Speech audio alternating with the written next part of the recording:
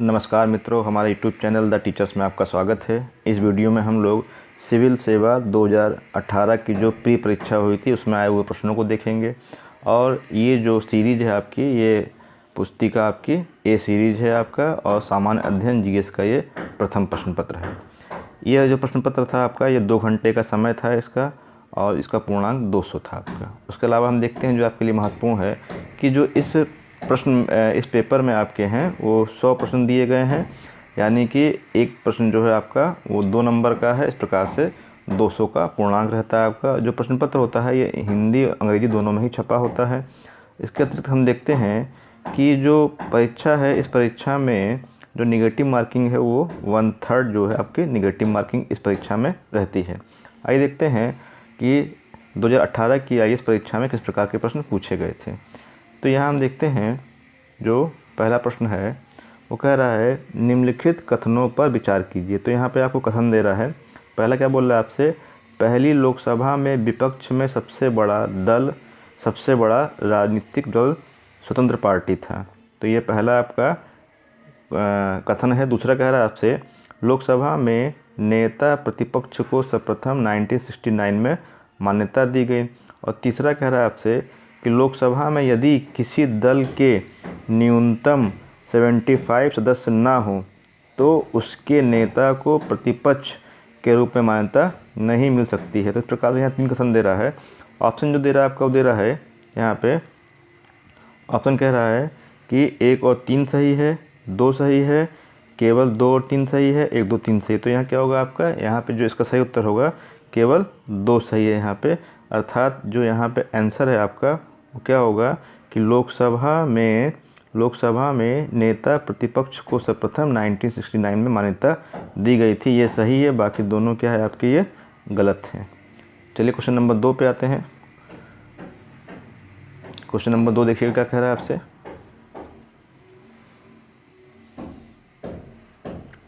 Question number 2 कह रहा है मरुस्थल क्षेत्रों में जल ह्रास को रोकने के लिए निम्नलिखित में से कौन सा या कौन से पर्ण रूपांतरण होता है या होते हैं। यानी कि जो मरुस्थल क्षेत्र में जो भी पेड़ पौधे मिलते हैं उनमें जो पत्तियां होती हैं, उन पत्तियां किस प्रकार की होती हैं ये हमको देखना है। तो यहाँ दे रहा है कि जो पत्तियां होती हैं वो कठोर एवं मोमी पर्ण वाली होती है, यानी कि कठोर होती हैं और मोम के पर्ण की तरह होती हैं। छोटी पत्तियां होती लघु पर्ण होती हैं कि पत्तियों के स्थान पे कांटे होते हैं। इस प्रकार से यहाँ पे आपको 3 दे रहा है और ये तीनों ही क्या है आपके, तीनों ही सही है। इस प्रकार से इसका आंसर डी होगा, यानी दूसरे का डी सही होगा। क्वेश्चन नंबर 3 पे हम लोग आते हैं। क्वेश्चन नंबर 3 क्या कह रहा है आपसे, देखिएगा। क्वेश्चन नंबर 3 कह रहा है आपसे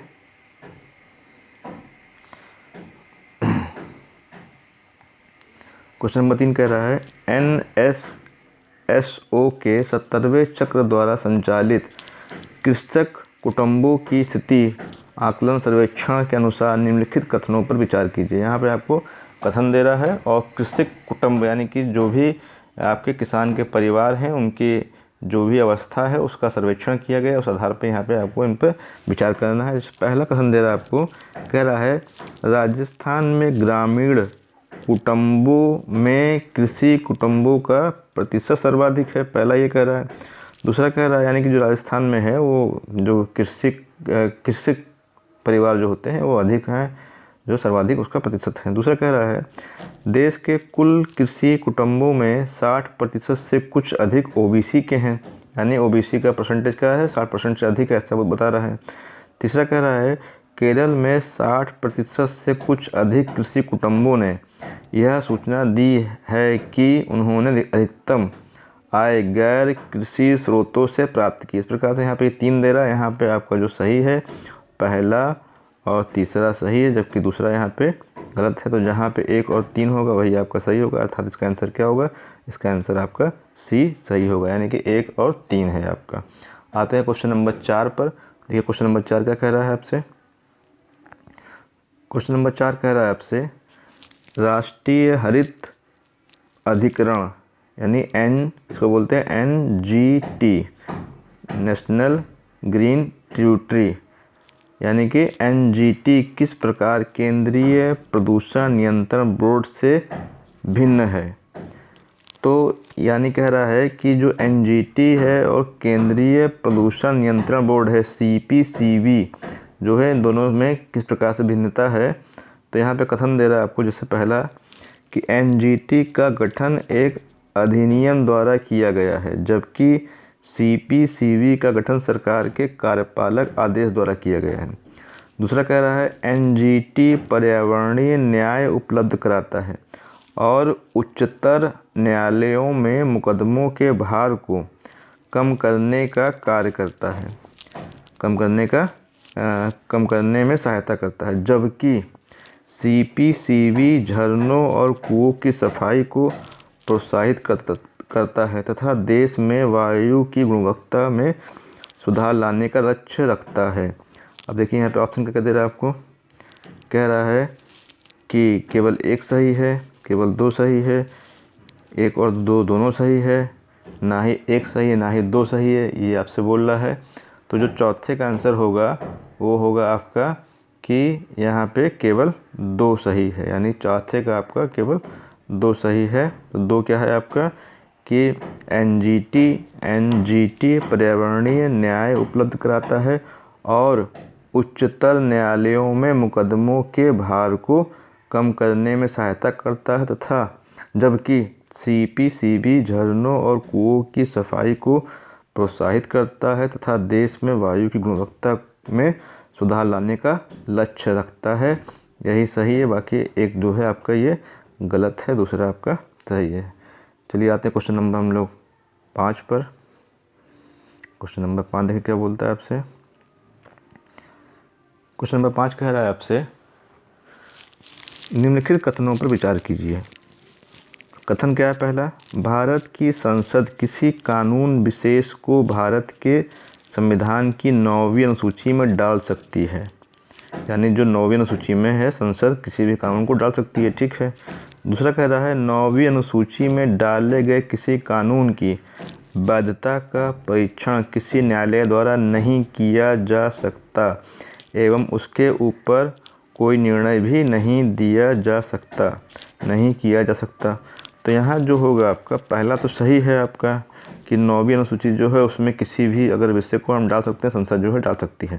तो पहले क्या था कि उसमें न्यायालय की सुनवाई नहीं थी, लेकिन अब सुनवाई है, यानी कि दूसरा आपका गलत है। तो केवल यहाँ पे एक ही सही होगा, 5वें का ए होगा। चलिए क्वेश्चन नंबर 6 पे आते हैं। क्वेश्चन नंबर देखिए 6 क्या कह रहा है आपसे। क्वेश्चन नंबर 6 देखिएगा। क्वेश्चन नंबर 6 कह रहा है, कभी कभी समाचार पत्रों में आने वाले पद व्यापारी छूट दर मर्चेंट डिस्काउंट रेट को निम्नलिखित में से कौन सा सबसे सही स्पष्ट करता है। तो यहाँ ऑप्शन ए दे रहा है, कह रहा है यानी कि जो व्यापारी छूट है मर्चेंट दर है उसमें से कौन सबसे सही स्पष्ट कर रहा है। तो कह रहा है यह किसी बैंक द्वारा किसी व्यापारी को उस बैंक के डेबिट कार्ड के माध्यम से भुगतान स्वीकार करने के लिए दिया जाने वाला प्रोत्साहन है। बी दे रहा है ऑप्शन, यह बैंकों द्वारा अपने ग्राहकों को वस्तुओं और सेवाओं के क्रय हेतु वित्तीय लेन देनों के लिए डेबिट कार्ड का प्रयोग करने पर वापस दी जाने वाली राशि है। तीसरा कह रहा है यह बैंक द्वारा किसी व्यापारी पर अपने ग्राहकों के डेबिट कार्ड से भुगतान लेने पर लगाया जाने वाला शुल्क है। और चौथा क्या कह रहा है आपसे, चौथा कह रहा है यह सरकार द्वारा व्यापारियों को अपने ग्राहकों से पॉइंट ऑफ सेल यानी POS मशीनों एवं डेबिट कार्ड के माध्यम से डिजिटल भुगतान को बढ़ावा देने के लिए दिया जाने वाला प्रोत्साहन है। तो यहाँ जो आपका सही होगा इसमें, यानी जो क्वेश्चन नंबर 6 है आपका, तो यहाँ जो सही होगा वो सही ये है कि जो बैंक है यानी जो ये बैंक होते हैं, यानी कि क्वेश्चन क्या था आपका, क्वेश्चन क्या था, कभी कभी समाचार पत्रों में आने वाले पद व्यापारी छूट दर मर्चेंट डिस्काउंट रेट को निम्नलिखित में से कौन सा सबसे सही स्पष्ट करता है। तो यहाँ पे जो सबसे सही स्पष्ट करता है वो क्या है, यह बैंक द्वारा किसी व्यापारी पर अपने ग्राहकों के डेबिट कार्ड से भुगतान लेने पर लगाया जाने वाला शुल्क है। तो इस प्रकार से यहाँ पे सी सही होगा। छठे का सी सही होगा। क्वेश्चन नंबर 7 पे हम लोग आते हैं। तो क्वेश्चन नंबर 7 क्या कह रहा है आपसे? क्वेश्चन नंबर 7 कह रहा है किसी देश के नाभिकीय पूर्तिकर्ता समूह के सदस्य बनने का या के क्या परिणाम हैं। यानी कि जो नाभिकीय आपूर्तिकर्ता समूह से यदि जुड़ते हैं तो उसका क्या परिणाम होगा। तो पहला कह रहा है इसकी पहुंच नवीनतम और सबसे कुशल परमाणु प्रौद्योगिकियों तक हो जाएगी, पहला। दूसरा कह रहा है यह स्वयं नाभिकीय आयुध अप्रसार संधि यानी NPT का सदस्य बन जाएगा। तो जो यहाँ पे सही है आपका 7 का वो केवल एक सही है, यानी कि ए जो है आपका कि इसकी पहुँच नवीनतम और सबसे कुशल परमाणु प्रौद्योगिकियों तक हो जाएगी। तो 7वें का एक सही है, दूसरा सही नहीं है। आते हैं क्वेश्चन नंबर हम लोग 8 पे। क्वेश्चन नंबर 8 क्या कह रहा है आपसे? क्वेश्चन नंबर 8 कह रहा है अप्रवासी सत्वों द्वारा दी जा रही ऑनलाइन विज्ञापन सेवाओं पर भारत द्वारा 6% समकरण लगाए जाने के निर्णय के संदर्भ में निम्नलिखित में से कौन सा कथन सही है। यानी अप्रवासी सत्वों द्वारा दी जा रही ऑनलाइन विज्ञापन सेवाओं पर भारत द्वारा 6% समकरण कर लगाए जाने के निर्णय के संदर्भ में निम्नलिखित में से कौन सा कथन सही बताना है आपको। तो ऑप्शन ए दे रहा है क्या आपको? कथन ए दे रहा है यह आयकर अधिनियम के भाग के रूप में लागू किया गया है। ऑप्शन 2 दे रहा है भारत में विज्ञापन सेवाएं देने वाले अप्रवासी सत्व अपने गृह देश में दोहरे कराधान से बचाव समझौते के अंतर्गत टैक्स क्रेडिट का दावा कर सकते हैं। तो यहाँ जो सही उत्तर होगा आपका 8 का, आइए देखते हैं क्या होगा यहाँ पे। तो यहाँ पे जो ये दोनों ही हैं, ये दोनों ही यहाँ पे आपके सही नहीं है, ना ये पहला सही है ना दूसरा सही। तो आंसर क्या होगा आपका? इसका आंसर डी होगा, ना तो 1 ना ही 2। इस प्रकार से इसका आंसर क्या होगा आपका? डी होगा। 8 का आंसर डी होगा। अब हम चलते हैं क्वेश्चन नंबर 9 पे। देखिए क्वेश्चन नंबर 9 क्या कह रहा है। क्वेश्चन नंबर 9 पे आते हैं। क्वेश्चन नंबर 9 कह रहा है निम्नलिखित कथनों पर विचार कीजिए। पहला कथन क्या है आपका? राजकोषीय दायित्व और बजट प्रबंधन यानी FRBM समीक्षा समिति के प्रतिवेदन में सिफारिश की गई कि वर्ष 2003 तक केंद्र एवं राज्य सरकारों को मिलाकर ऋण GDP अनुपात 60% रखा जाए, जिसमें केंद्र सरकार के लिए 40% तथा राज्य सरकार के लिए 20% हो। तो यहाँ क्या कह रहा है कथन आपका? कथन तो विचार करना है आपको कि राजकोषीय दायित्व और बजट प्रबंधन समीक्षा समिति के प्रतिवेदन में सिफारिश की गई है कि वर्ष 2023 तक केंद्र एवं राज्य सरकारों को मिलाकर ऋण GDP अनुपात 60% रखा जाए, जिसमें केंद्र सरकार के लिए 40% और राज्य सरकार के लिए 20% हो। दूसरा बोल रहा है राज्य सरकारों के GDP के 49% की तुलना में केंद्र सरकारों के लिए GDP का 21% घरेलू देयता है। तीसरा कह रहा है भारत के संविधान के अनुसार यदि किसी राज्य के पास केंद्र सरकार की बकाया देयताएं हैं तो उसे कोई भी ऋण लेने से पहले केंद्र सरकार से सहमति लेना अनिवार्य है। तो यहाँ जो ऑप्शन दे रहा है आपको देख लेते हैं। तो जो ऑप्शन है 9 के अगर हम उसको देखते हैं तो यहाँ पे जो सही होगा वो 1 सही होगा आपका, यानी जो पहला है ये सही है आपका और तीसरा सही है, दूसरा गलत है आपका। तो इस प्रकार से यहाँ जो 1 और 3 सही है, तो 1 और 3 कहाँ पे आपका? 1 और 3 है ऑप्शन नंबर सी में, तो सी आपका सही होगा। यानी क्या होगा आपका सही? 1 और 3 सही है और 2 क्या है आपका? गलत है। 1 और 3 सही है, 2 आपका गलत है। तो 9 का सी हुआ। हम लोग 10 पे आते हैं। देखिए 10 पे क्या बोल रहा क्वेश्चन आपसे। क्वेश्चन नंबर 10 कह रहा है निम्नलिखित कथनों पर विचार कीजिए। पिछले वर्षों में आयातित खाद्य तेलों की मात्रा खाद्य तेलों के घरेलू उत्पादन से अधिक रहा है। यानी क्या कह रहा है पहला क्वेश्चन आपसे? पहला क्वेश्चन कह रहा है पिछले वर्षों में आयातित खाद्य तेलों की मात्रा, यानी कि जो पिछले जो 5 वर्ष हैं उनमें जो हमने खाद्यान्न तेल को आयात किया है, खाद्य तेलों के घरेलू उत्पादन से अधिक रहा है। ठीक है, यानी हमने अधिक मात्रा में उसको आयात किया है, इसके हिसाब से जो है। दूसरा कह रहा है सरकार विशेष स्थिति के तौर पर सभी आयातित खाद्य तेलों पर किसी प्रकार का सीमा शुल्क नहीं लगाता। दूसरा क्या कह रहा है आपसे? सरकार विशेष स्थिति के तौर पर सभी आयातित खाद्य तेलों पर किसी प्रकार का सीमा शुल्क नहीं लगाता। तो जो यहाँ 10 का होगा आपका केवल 1 सही है, 2 आपका गलत है। स्पष्ट है कि ऐसा नहीं, कोई सीमा शुल्क नहीं लगता है, इसलिए आपका दूसरा गलत होगा, पहला सही होगा। 10वें का ए होगा आपका जो सही है।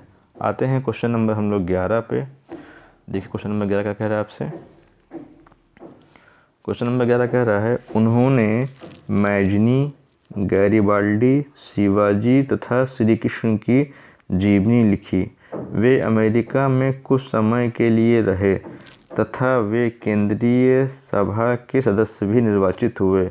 वे कौन थे? तो वो अगर जो आपको ऑप्शन दे रहा है ए अरविंद घोष, ऑप्शन बी दे रहा है बिपिन चंद्र पाल, ऑप्शन सी दे रहा है लाला लाजपत राय, ऑप्शन डी दे रहा है मोतीलाल नेहरू। तो इसका सही उत्तर क्या होगा? इसका सही उत्तर होगा लाला लाजपत राय जो है आपके, इसका ये सही उत्तर 11 का सी सही होगा आपका। आते हैं हम लोग 12 पे। क्वेश्चन नंबर 12 देखिए क्या कहता है आपसे? क्वेश्चन नंबर 12 कह रहा है आधार कार्ड का प्रयोग नागरिकता या अधिवास के प्रमाण के रूप में किया जा सकता है। फिर कह रहा है एक बार जारी करने के पश्चात इसे निर्गत करने वाला प्राधिकरण आधार संख्या को निष्क्रिय या लुप्त नहीं कर सकता। तो जो यहाँ पे अगर हम देखते हैं तो जो ऑप्शन दे रहा है आपका कि आधार कार्ड का प्रयोग जो है नागरिकता या अधिवास के प्रमाण के रूप में किया जा सकता है, तो ये पूर्णतः सत्य नहीं है आपका, तो पहला आपका गलत है। दूसरा क्या कह रहा है एक बार जारी करने के पश्चात इसे निर्गत करने वाला प्राधिकरण आधार संख्या को निष्क्रिय या लुप्त नहीं कर सकता, तो ये भी आपका गलत है, यानी कि ना ही 1 सही ना ही 2 सही है आपका। इसका आंसर क्या होगा आपका? ना ही 1 ना ही 2, यानी आपका इसका डी सही होगा। क्वेश्चन नंबर हम लोग आते हैं अब, क्वेश्चन नंबर कौन था आपका? 12 से आते हैं हम लोग 13 पे। क्वेश्चन नंबर 13 देखिए क्या कहता है आपसे? क्वेश्चन नंबर 13 कह रहा है निम्नलिखित में से कौन से मानव क्रियाकलापों के कारण हाल में बहुत अधिक संकुचित हो गया है। तो निम्नलिखित में से कौन सा मानव क्रियाकलापों के कारण हाल में बहुत अधिक संकुचित हो गया है, यानी सूख गया है? तो यहाँ ऑप्शन ए दे रहा है अरल सागर, बी काला सागर, सी बैकाल सागर या बैकाल झील। तो यहाँ क्या होगा? सही उत्तर इसका होगा अरल सागर जो है आपका ये सूख गया है, इस पर ज़्यादा प्रभाव पड़ा है, ज़्यादा संकुचित हुआ है। यानी अधिक संकुचित कौन सा हुआ? ये सभी हुए हैं संकुचित, लेकिन ये अधिक मात्रा में संकुचित कौन सा हुआ आपका? अरल सागर हुआ है। तो 13 का 1 सही होगा, यानी कि 13 का ए सही होगा। 13 का ए। आते हैं हम लोग 14 पर। क्वेश्चन नंबर 14 देखिए क्या कह रहा है आपसे? क्वेश्चन नंबर 14 कह रहा है विधि का नियम सूचकांक रूल ऑफ लॉ इंडेक्स कि निम्नलिखित में से किसके द्वारा जारी किया जाता है, यानी इसे कौन जारी करता है? विधि का नियम सूचकांक रूल ऑफ लॉ इंडेक्स कौन जारी करता है, ये कह रहा है आपका। तो अगर हम इसको पढ़ते हैं तो ये एक इसमें दे रहा है option A Amnesty International, option B दे रहा है अंतर्राष्ट्रीय न्यायालय, ऑप्शन सी दे रहा है संयुक्त राष्ट्र मानवाधिकार आयुक्त कार्यालय, ऑप्शन डी दे रहा है विश्व न्याय परियोजना। तो इसका सही उत्तर क्या होगा? इसका होगा विश्व न्याय परियोजना। तो विधि मतलब न्याय से ही होगा आपको। तो इस प्रकार से विश्व न्याय परियोजना क्या करता है? विधि का नियम सूचकांक को जारी करता है। अब हम लोग आते हैं क्वेश्चन नंबर 15 पे। क्वेश्चन नंबर 15 पे देखिए हम लोग आते हैं।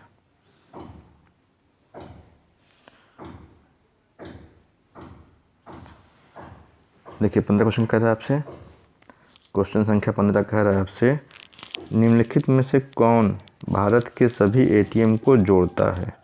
यानी निम्नलिखित में से कौन भारत के सभी एटीएम को जोड़ता है? तो ऑप्शन ए दे रहा है भारतीय बैंक एसोसिएशन, ऑप्शन बी दे रहा है राष्ट्रीय प्रतिभूति निक्षेप लिमिटेड या नेशनल सिक्योरिटीज डिपॉजिटरी लिमिटेड, तीसरा दे रहा है भारतीय राष्ट्रीय भुगतान नियम ने national payments corporation of India, और फोर्थ दे रहा है आपको डी भारतीय रिजर्व बैंक।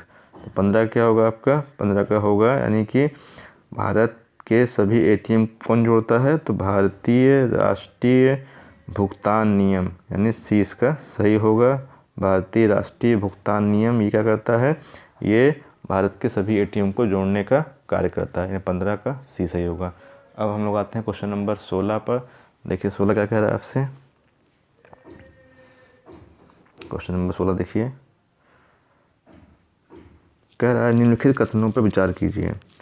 पूंजी पर्याप्तता अनुपात यानी CAR वह राशि है जिसे बैंकों को अपनी निधियों के रूप में रखना होता है, जिससे वे यदि खाता धारकों द्वारा देयताओं का अनुमान नहीं करने से कोई हानि होती है तो उसका प्रतिकार कर सकें।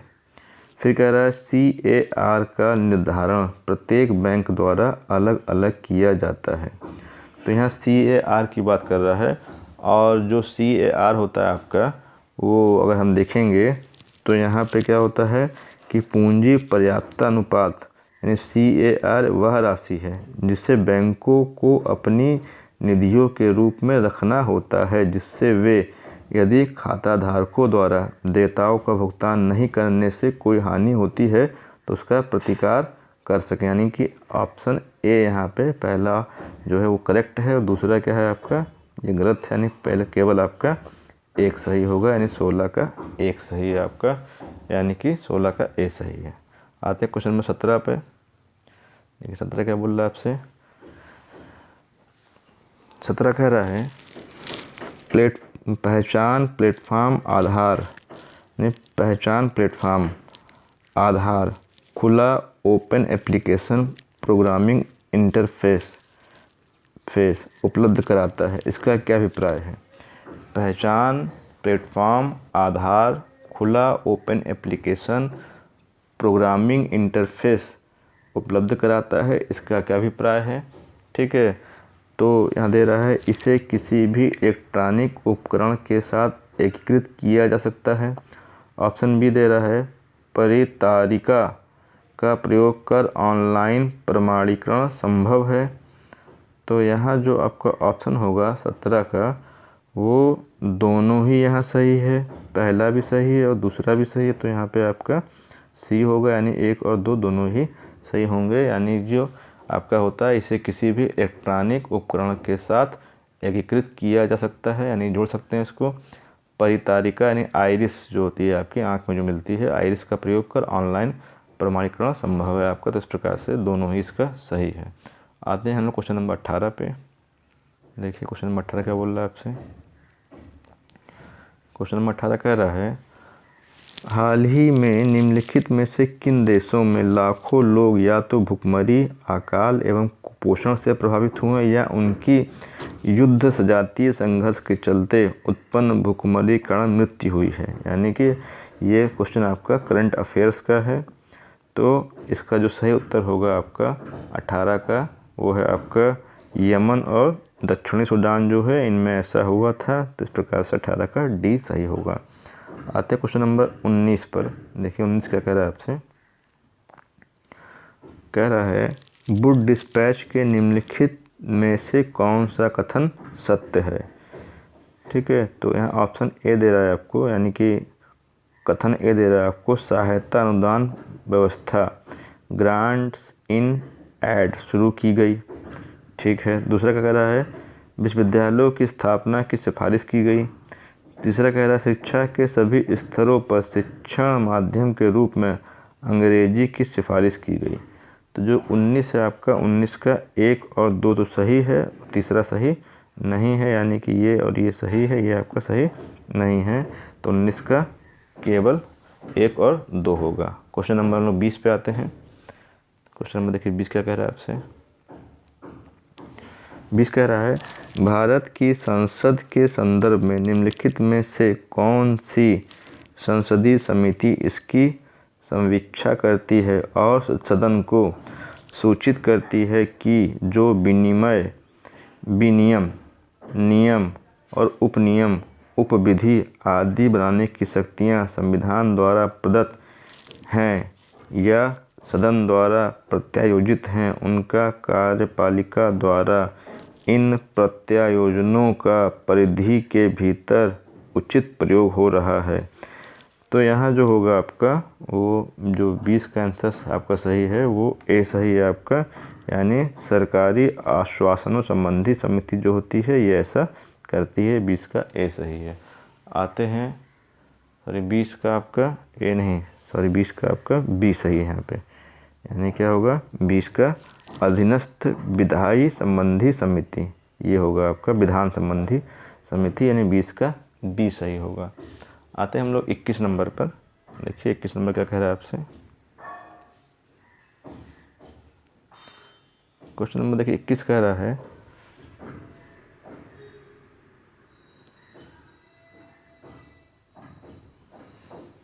रहा है निम्नलिखित कथनों पर विचार करना है आपको।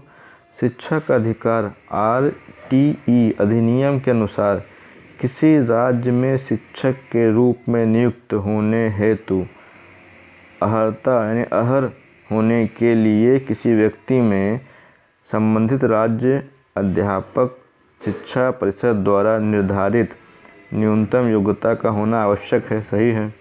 फिर कह रहा है RTE अधिनियम के अनुसार प्राथमिक कक्षाओं में शिक्षण हेतु किसी अभ्यर्थी के लिए राष्ट्रीय अध्यापक शिक्षा परिषद के दिशा निर्देशों के अनुरूप लिए गए अध्यापक अर्हता परीक्षा में उत्तीर्ण होना आवश्यक है। ये भी आपका सही है, यानी पहला और दूसरा क्या है आपका सही है। तीसरा आते हैं हम क्या कह रहा है, तीसरा कह रहा है कि भारत में 90% से अधिक अध्यापक शिक्षा संस्थान प्रत्यक्ष रूप से राज्यों के अधीन है। तो यहाँ पे आपको जो सही है वो कौन सा है, अगर हम देखते हैं तो 21 नंबर अगर हम देखते हैं तो 21 का आपका जो सही है यहाँ पे एक बार फिर से पढ़ लेते हैं। कह रहा है निम्नलिखित कथनों पर विचार कीजिए। शिक्षा का अधिकार यानी शिक्षा का अधिकार अधिनियम के अनुसार किसी राज्य में शिक्षक होने के रूप में नियुक्त होने हेतु योग्य होने के लिए किसी व्यक्ति में संबंधित राज्य अध्यापक शिक्षा परिषद द्वारा न्यूनतम निर्धारित न्यूनतम योग्यता होना आवश्यक है। गलत है आपका। दूसरा कह रहा है RTE अधिनियम यानी कि शिक्षा का अधिकार अधिनियम के अनुसार प्राथमिक कक्षाओं में शिक्षण हेतु किसी अभ्यर्थी के लिए राष्ट्रीय अध्यापक शिक्षा परिषद के दिशा निर्देशों के अनुरूप लिए गए अध्यापक अर्हता परीक्षा में उत्तीर्ण होना आवश्यक है। ये सही है आपका। तीसरा कह रहा है आपसे भारत में 90% से अधिक अध्यापक शिक्षा संस्थान प्रत्यक्ष रूप से राज्य सरकार को अधीन आते हैं। ये भी आपका गलत है, केवल यहाँ पे आपका 2 सही है। तो इस प्रकार से केवल क्या होगा यहाँ पे 2 सही होगा 21 का। आते हैं हम लोग 22 नंबर क्वेश्चन पे। देखिए 22 क्या कह रहा है आपसे। 22 कह रहा है निम्नलिखित युग्मों पर विचार कीजिए। तो क्या युग में आपका कह रहा है परंपरा और राज्य। चपकार कुट चपचार कुट त्यौहार कहाँ मनाते हैं, मिजोरम में। कह रहा है खोंग जाम परबा गाथा गीत मणिपुर है। थांगटा नृत्य सिक्किम दे रहा है आपको। तो यहाँ क्या करना है आपको, यहाँ पे सही सुमेल आपको दिखाना है कि कौन सा आपका सही है। तो जो 22 है आपका, 22 में अगर हम देखते हैं तो 1 और 2 क्या है आपके ये सही हैं, यानी कि जो चपकार कुट त्यौहार है ये मिजोरम का है, ये सही है। खोंगजाम परबा गाथा गीत ये मणिपुर का है, ये भी सही है।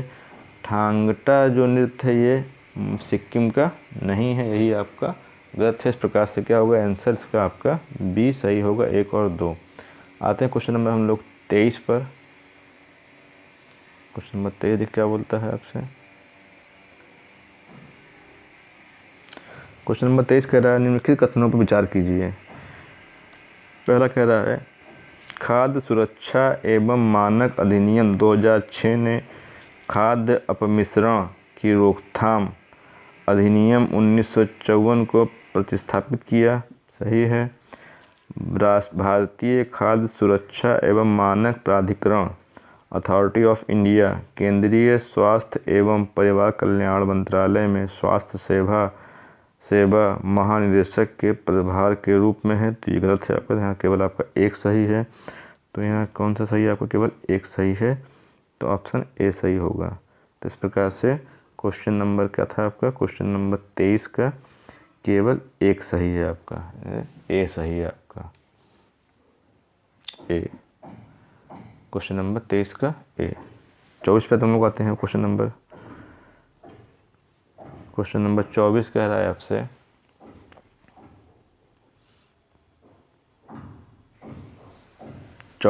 आपसे, कभी कभी समाचार पत्रों में उल्लिखित टू स्टेट सॉल्यूशन किसकी गतिविधियों के संदर्भ में आता है? तो इजराइल के संदर्भ में शब्द का प्रयोग करते हैं। 24 का आपका बी सही है आपका। ठीक है, आते हैं हम लोग 25 नंबर क्वेश्चन पे।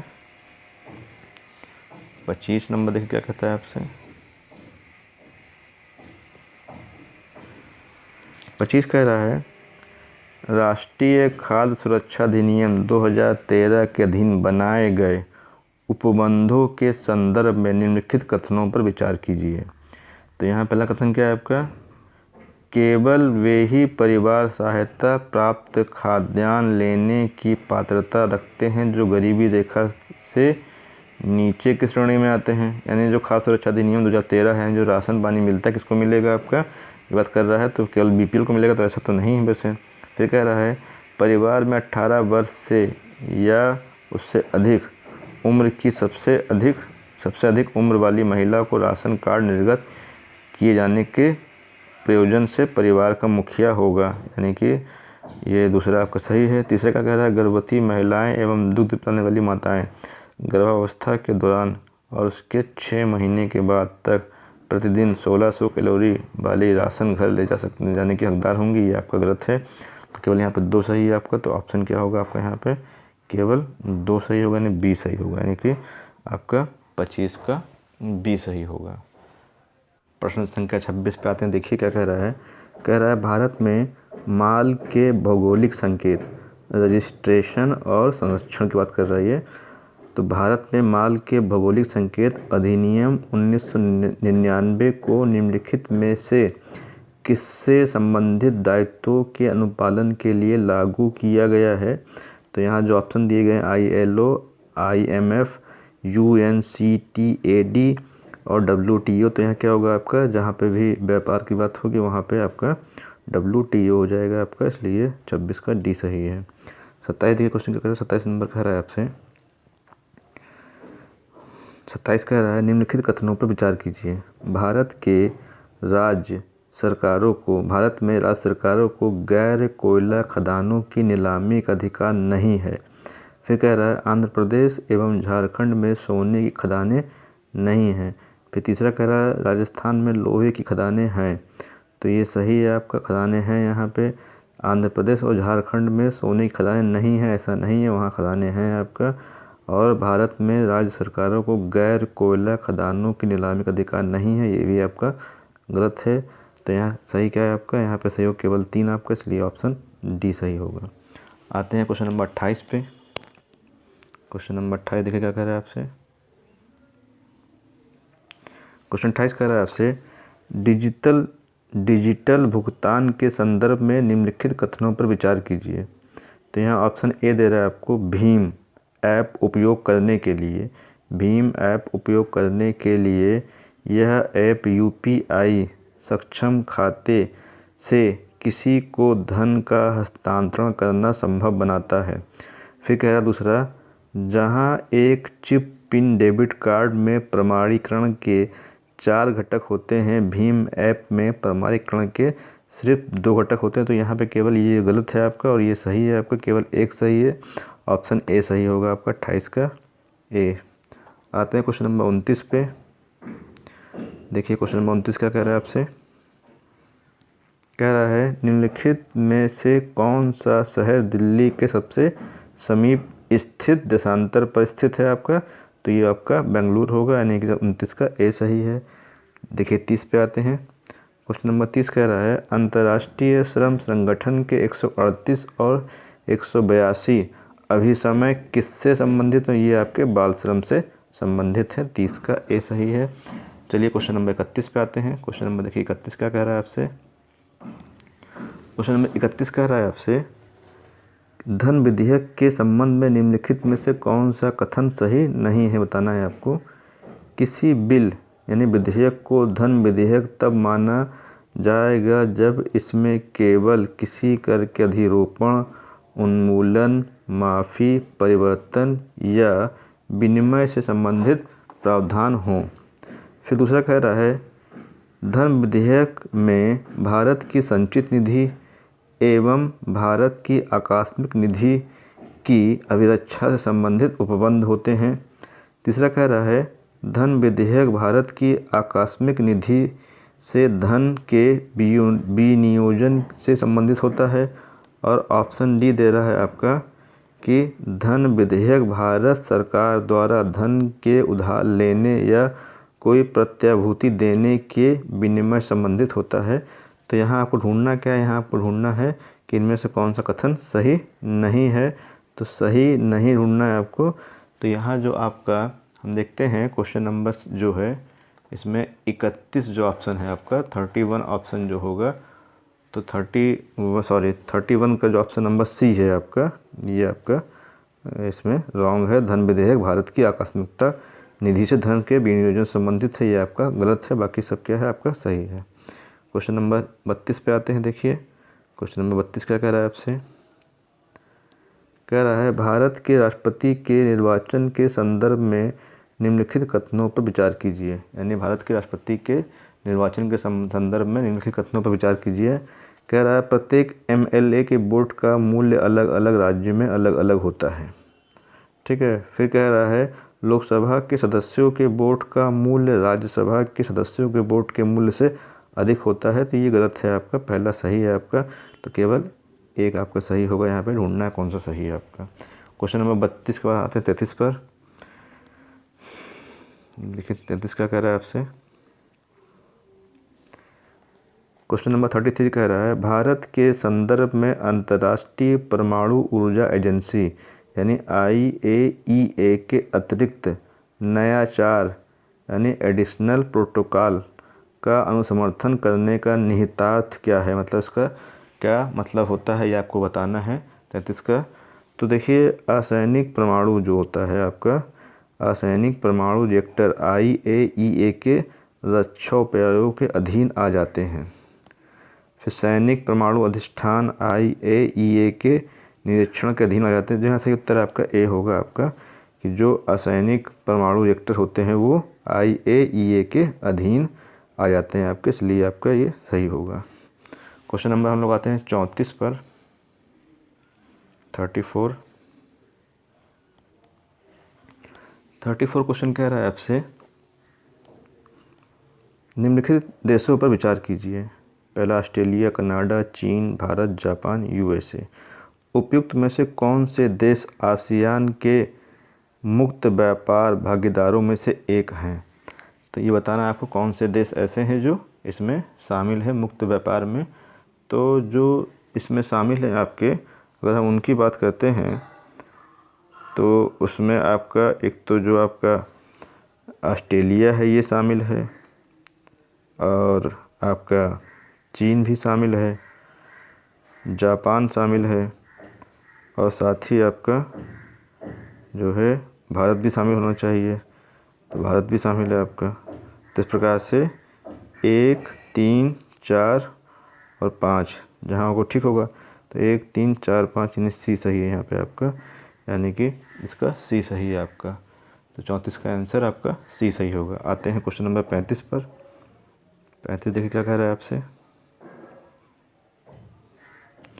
35 क्वेश्चन कह रहा है, जलवायु अनुकूली कृषि के लिए वैश्विक सह संबंध यानी global alliance for climate smart agriculture GACSA के संदर्भ में निम्नलिखित में से कौन सा या कौन से कथन सही है, बताना है आपको।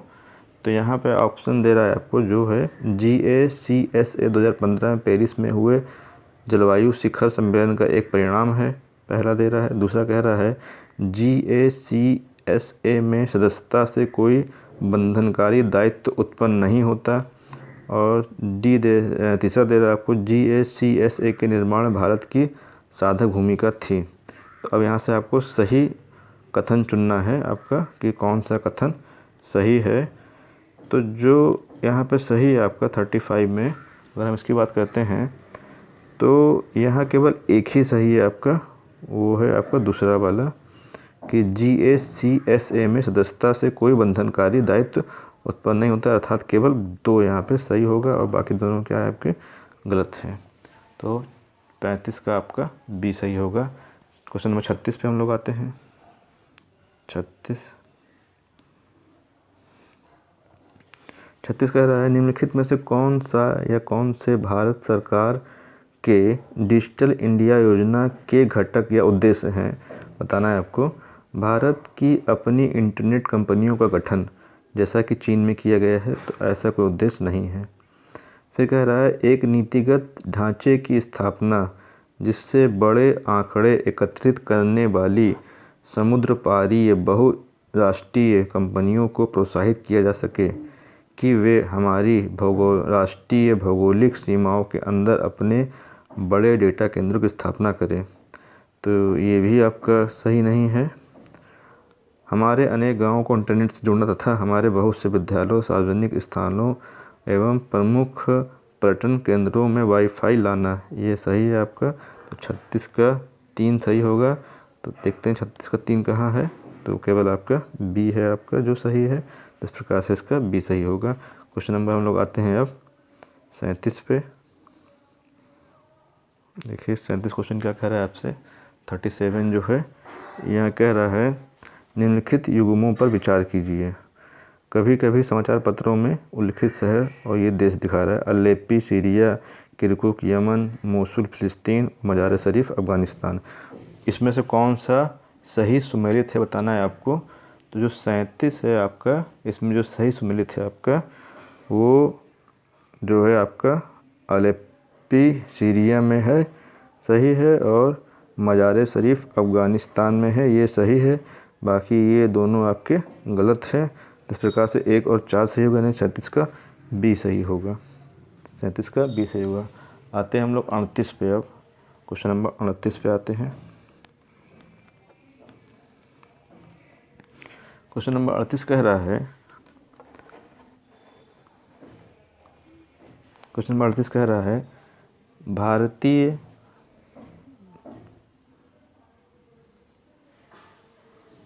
क्वेश्चन नंबर 38 कह रहा है भारतीय शासन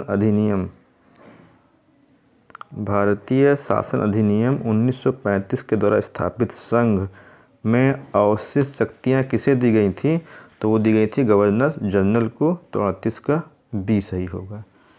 38 का बी सही होगा। क्वेश्चन नंबर 39 पे आते हैं। 39 देख क्या कह रहा है आपसे। 39 नंबर कह रहा है आपसे।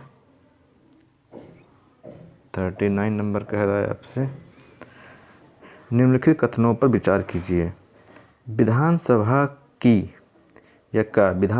का अध्यक्ष यदि विधानसभा का सदस्य नहीं रहता है तो अपना पद रिक्त कर देगा, सही है। जब कभी विधानसभा का विघटन किया जाता है तो अध्यक्ष अपने पद को तुरंत रिक्त कर देगा। तो यहाँ केवल एक ही सही लग रहा है आपका। तो 39 का जो होगा केवल एक होगा, क्योंकि जो नई लोकसभा या जो नई विधानसभा के गठन तक वो अपने पद पर रहता है, इसलिए केवल एक सही होगा। 39 का ए सही है। क्वेश्चन नंबर 40 पे हम लोग आते हैं। क्वेश्चन नंबर 40 देखिए क्या कह रहा है। कह रहा है 40 नंबर आपका विधि और स्वाधीनता के बीच सबसे उपयुक्त संबंध को निम्नलिखित में से कौन प्रतिबिंबित करता है। यानी विधि और स्वाधीनता के बीच सबसे उपयुक्त संबंध को निम्नलिखित में से कौन प्रतिबिंबित करता है, कौन प्रदर्शित करता है। यदि विधियां अधिक हैं तो स्वाधीनता कम होती है, तो ये कह रहा है। यदि विधि नहीं है तो स्वाधीनता भी नहीं है। यदि स्वाधीनता है तो विधि निर्माण जनता को करना होगा। यदि विधि परिवर्तन बार बार होता है तो वह स्वाधीनता के लिए खतरा होता है। तो यहाँ जो सही होगा आपका वो सी होगा। 40 का जो सी होगा वो आपका सही होगा। यदि स्वाधीनता है तो, यदि विधि नहीं है स्वाधीनता भी नहीं है। यदि स्वाधीनता है तो विधि निर्माण जनता को करना होगा। यहाँ तीसरा ही सही है आपका। यदि विधि है तो जनता को ये करना होगा आपका, ये सही है अधिक जो है। क्वेश्चन नंबर 41 पे हम लोग आते हैं। कह रहा है क्वेश्चन नंबर 41, निम्नलिखित कथनों पर विचार कीजिए। तो क्या करना है आपको यहाँ पे विचार करना है। कह रहा है पहला क्वेश्चन आपसे, पहला कथन दे रहा है आपको, किसी राज्य के राज्यपाल के विरुद्ध उसकी पदावधि के दौरान किसी न्यायालय में कोई दंडिक कार्रवाई संस्थित नहीं की जाएगी। फिर कह रहा है दूसरा कह रहा है, किसी राज्य के राज्यपाल की परिलब्धियां और भत्ते उसकी पदावधि के दौरान कम नहीं किए जाएंगे। तो इस प्रकार से क्या है कि यहाँ पे पदावधि के दौरान भत्तों में कमी नहीं की जाएगी और न्यायालय में कोई दंडिक कार्रवाई नहीं की जाएगी। इसमें बताना कौन सा सही है आपको। तो जो 41 है आपका, यहाँ पे जो सही है वो दोनों सही है, यानी कि 41 का सी होगा आपका, 1 और 2 दोनों सही होगा। क्वेश्चन नंबर 43 देखिएगा। 43 कह रहा है, सुप्रसिद्ध चित्र बणी ठणी किस शैली का है आपका। तो शैली पूछा है उसका, तो ये किशनगढ़ शैली का है आपका। 42 का डी सही होगा। फिर नेक्स्ट कह रहा है आपसे, कभी कभी समाचार पत्र में उल्लिखित terminal high altitude area defence क्या है, आपको ये बताना है। तो जो 43 है इसका जो सही है आपका कि ये अमेरिकी मिसाइल प्रतिरोधी प्रणाली है, यानी एंटी डिफेंस मिसाइल रोधी प्रणाली एक प्रकार से है आपकी। तो 43 का आपका सी सही होगा। 44 पे आते हैं हम लोग। देखिए 44 क्या कह रहा है आपसे। क्वेश्चन नंबर 44 पे आते हैं।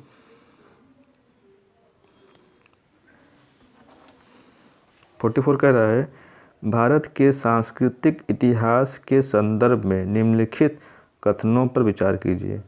त्यागराज की कृति अधिकांश कृतियां भगवान कृष्ण की स्तुति के गीत हैं। तो ये गलत है, भगवान राम की स्तुति के होंगे आपके। त्यागराज ने अनेक रागों का सृजन किया है, ये सही है आपका।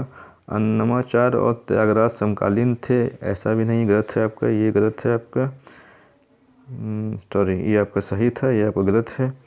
अन्नमाचार्य कीर्तन भगवान वेंकटेश्वर की स्तुति के भक्ति गीत है, ये सही है आपका। तो एक ये सही है, एक ये सही, यानी कि 2 और 4 जहाँ होगा वो सही होगा, यानी बी आपका यहाँ पे सही है। तो 44 का बी सही होगा। आते हैं हम लोग 45 पर। देखिए क्वेश्चन नंबर 45 क्या कह रहा है। क्वेश्चन नंबर 45 पे आते हैं। निम्नलिखित में से किनको विधि के शासन के प्रमुख लक्षणों के रूप में माना जाएगा। निम्नलिखित में से किनको विधि के शासन के प्रमुख लक्षणों के रूप में माना जाएगा। तो यहाँ देखिए, शक्तियों का परिसीमन, विधि के समझ समानता, ये तो सही एकदम से आपका कि विधि का समझ क्या है, सभी समान है। सरकार के प्रति जन उत्तरदायित्व, ये गलत है आपका। स्वतंत्रता और नागरिक अधिकार, ये सही है आपका। शक्तियों का परिसीमन, यानी कि जो बाउंड है आपका शक्तियों का, ये भी आपका सही है। तो यानी 1 सही है आपका, 2 सही है और 4 सही है, यानी कि 45 का सी सही है आपका। 1, 2 और 4। आते हैं क्वेश्चन नंबर 46 पर। क्वेश्चन नंबर 46 देखिएगा, कह रहा है आपसे,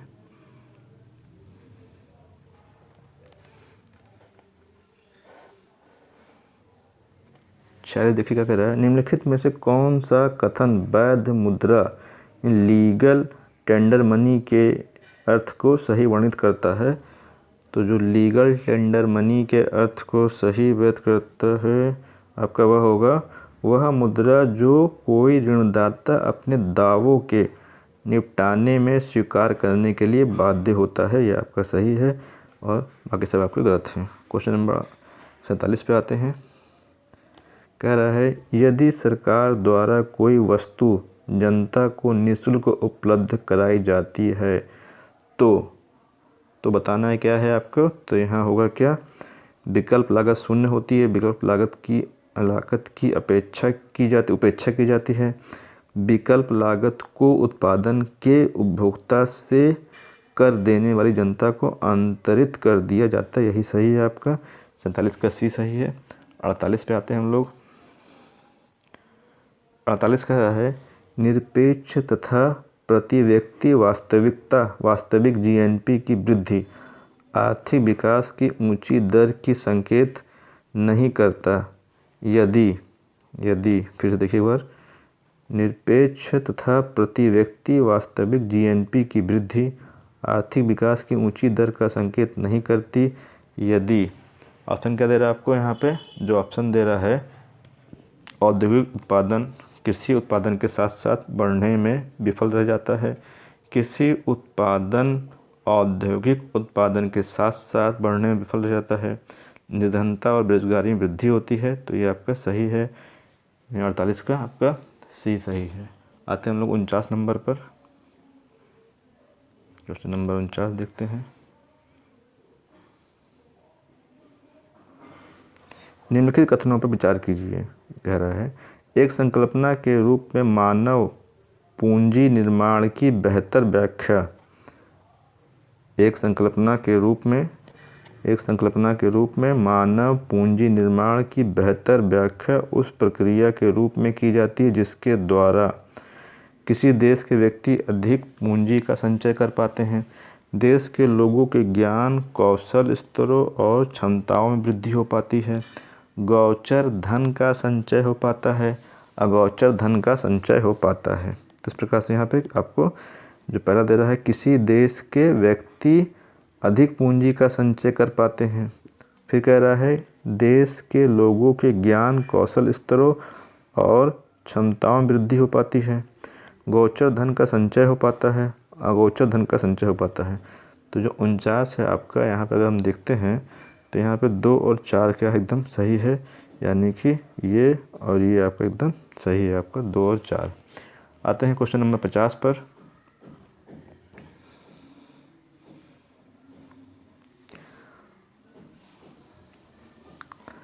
उच्च बचत वाली अर्थव्यवस्था होते हुए भी किस कारण पूंजी निर्माण महत्वपूर्ण उत्पादन वृद्धि में परिणामित नहीं हो पाता है? तो इसका सही उत्तर होगा क्या आपका? उच्च पूंजी उत्पादन और अनुपात। तो 50 का आपका डी सही होगा। बाकी सब ऑप्शन देख लीजिएगा। इस प्रकार से हमने यहाँ 50 क्वेश्चन देखे। 50 क्वेश्चन हम लोग पार्ट बी में देखेंगे, यानी नेक्स्ट वीडियो में देखेंगे। धन्यवाद।